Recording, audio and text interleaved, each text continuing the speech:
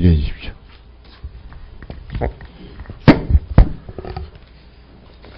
예, 수석 전문위원회 요약 검토 보고서 6페이지에 있는 그 세 분의 의원님들께서 국가재정법 일부 개정 법률안을 내시는데요. 이게 지금 현재의 예산을 편성해서 회계연도 개시 90일 전에 국회에 제출한다 하는 것을 30일 땡겨서 120일 내는 걸로 되어 있는데, 헌법 54조 2항의 정면으로 배치된다고 보거든요. 여기는 헌법 54조에서 정부는 회계연도마다 예산안을 편성해서 회계연도 개시 90일 전까지 국회에 제출하고, 국회는 회계연도 개시 30일 전까지 이를 의결하여야 한다, 이렇게 헌법에 명시되어 있는데, 수석 전문위원님의 그 검토 보고서는 이게 국회장에 있고 국회 내에 뭐 이렇게 보면은 위원이 아니다 라고 한다고 얘기를 했는데요. 그래서 이게 명문에 배치되기 때문에 이 부분에 대해서는 좀 더 심도 있는 논의를 해야 된다고 보고, 6페이지에 그 풋노트의 그 1번에 보면은 여야 간에 정부의 의견을 들어 국가재정법 등 뭐 이렇게 하는데, 국가의 그 정부의 의견을 들어 하는 부분에 대해서 정부가 혹시 이걸 알고 검토해 본 적이 있는지, 이게 이제 국회장에 있다고 하는 것은 법률의 발의 심사권이 국회에 있고 예산은 편성은 정부에 맡기고 심의 확정권만 국회에서 갖기 때문에 여기에 두지 않느냐, 이렇게 생각하는데, 이게 헌법 개정 없이 가능한지 하는 것에 대해서 정부 측 의견을 좀 얘기를 해 주십시오. 네. 위원장님, 어떻게 지금 앞에 정부가 제출한 법률안에 대해서 여러 위원님들께서 질문을 해 주셨는데요. 그 답변을 함께 해서 드려도 되겠습니까? 아니면 김광림 의원님께 답변을 우선 드리고 하는 게 그거는 뭐 편리하겠죠. 김광림 의원부터 먼저 답변하고 나머지에 대해서도 함께 답변해 주시기 바랍니다. 네, 저희들도 헌법과의 그 상충 여부에 대해서 여러 신청 검토가 필요하다고 생각합니다. 헌법이 채택하고 있는 권력 분립의 원칙에 비춰볼 때 예산안의 편성권은 정부에 있음이 명확하고, 그 제출 시기에 대해서도 지금 국가재정법 개정안이 나와 있는 것처럼 120일로 심의기간 120일 전까지로 제출 기간을 앞당기는 것이 헌법에 규정해 놓은 권력 분립 원칙을 본질적으로 침해하는 것은 아닌지에 대해서 저희들은 상당히 걱정을 하고 있습니다. 이 문제는 그 소위에서 좀 더 여러 헌법학자 등의 의견을 두루 들어서 깊이 있게 검토가 돼야 될 것으로 봅니다.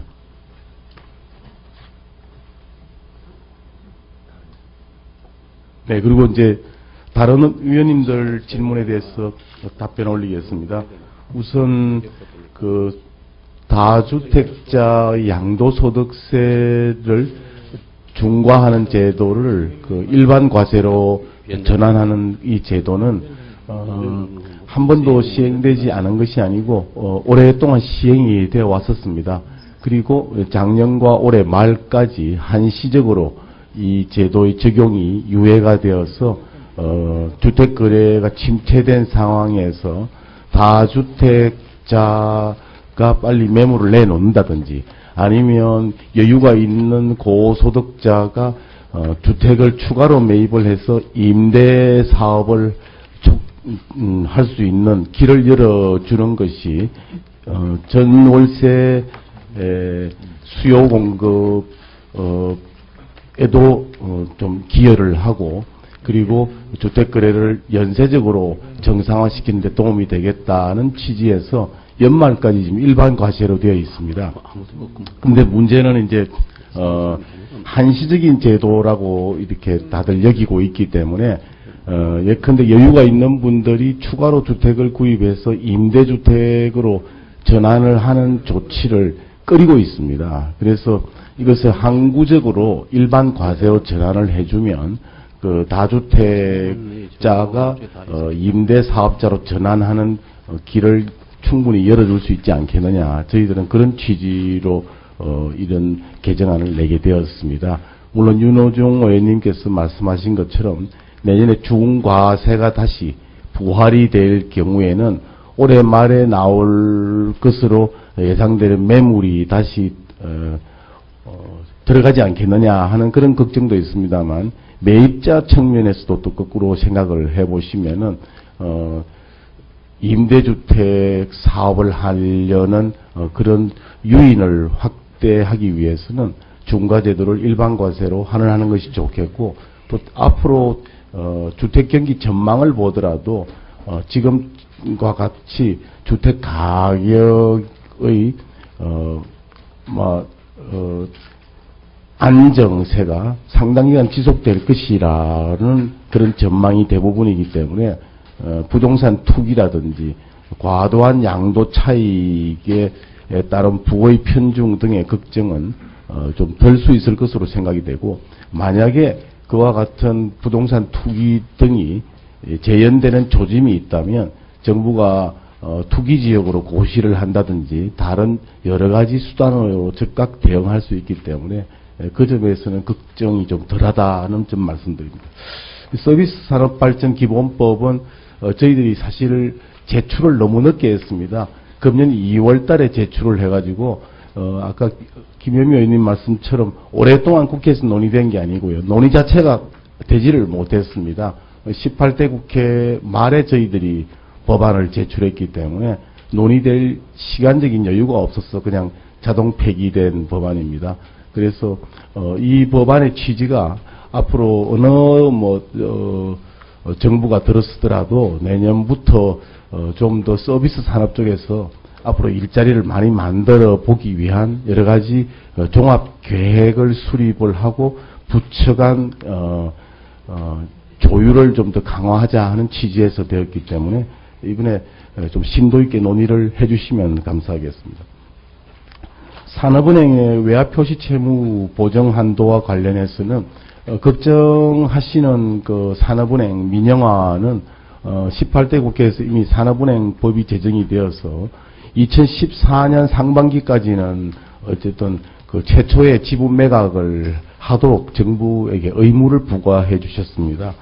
그래서 그런 것과도 물론 연계가 되어 있기는 합니다만은 지금 산업은행에서 추진하고 있는 기업 공개, 이른바 IPO 작업은 그 절차를 이행하는 데만 해도 최소한 수개월이 걸릴 것으로 보이기 때문에 이 보정 동의를 해주신다 해서 이번 정부에서 바로 IPO가 진행이 직접 된다든지 하기에는 시간적으로 제약이 있다 하는 점을 보고를 드리고, 그 밖에 농협 금융이 출범하면서 출자를 통해서 지금 자본을 확충을 해 주어야 현재의 그 신용 등급인 A 등급을 유지할 수가 있습니다.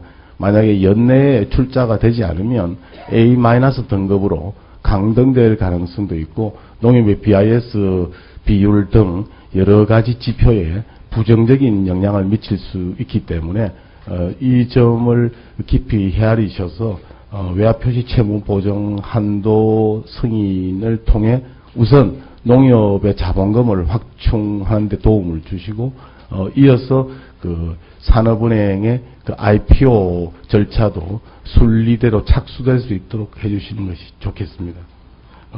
이낙연 의원님께서 지적해 주신 사안입니다. 먼저 그 상호 금융기관에 대해서 조합 등의 예탁금, 출자금 비과세 일모를 연장했으면 좋겠다 하는 말씀과 관련해서는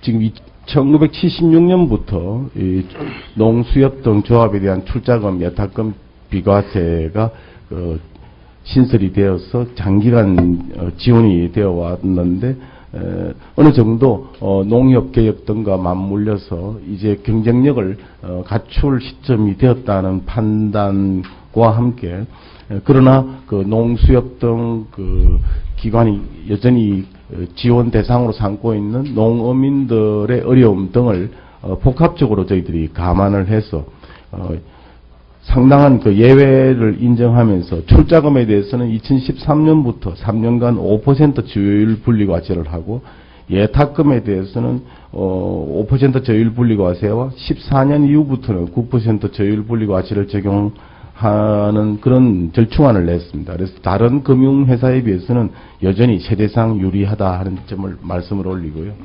당기순이익과세 제도는 조합법인에 대해서 일반 법인보다도 낮은 9% 세율을 적용하고 세무조정과 복식부기 의무를 면제하여 주는 제도인데 영세조합법인의 조세 부담을 줄여드리기 위해서 이게 도입이 되었습니다. 그러나 이제 차츰 이 제도를 정상화해야 될 필요성과 함께 또 의원님께서 지적해 주신 농어민들의 이런 어려움 등을 역시 복합적으로 감안해서 이 과표 2억 원 이하의 구간 영세법인들에 대해서는 지금과 같이 9%의 분리과세 세율을 적용을 하고 2억 원 초과 구간에 대해서도 일반 법인들의 실효세율보다는 훨씬 낮은 15% 저율로 분리과세하는 쪽으로 저희들이 일단 대안을 제시했는데 물론 아직 오늘 상정된 법안은 아니고 9월 말에 저희들이 지금 입법 예고 기간을 거쳐서 국무회의 등을 경유하여 국회에 제출할 때 다시 한번 보고를 드리도록 하겠습니다. 인지세를 조합원 융자 서류 등에 대해서는 좀 일모를 연장했으면 좋겠다 하는 말씀인데요. 현재도 4천만 원 이하 융자에 대해서는 모두 비과세가 되고 있습니다. 그런데 농수협 등 조합원에 대해서는 5천만 원 이하인 경우에만 면세되고 있기 때문에 이것이 면세 실익이 사실은 별로 없고 예적금 통장 등의 경우 인지세액이 100원 정도에 불과합니다. 그래서 이런 점 등을 모두 감안해 봤을 때 이제는 크게 실익이 없는 이 제도를 정상화해야 되지 않겠냐. 저희들은 그렇게 일단 판단을 했습니다.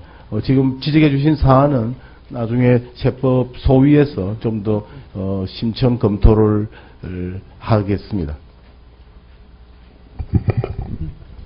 예, 다음은 나성민 의원님 질의해 주십시오.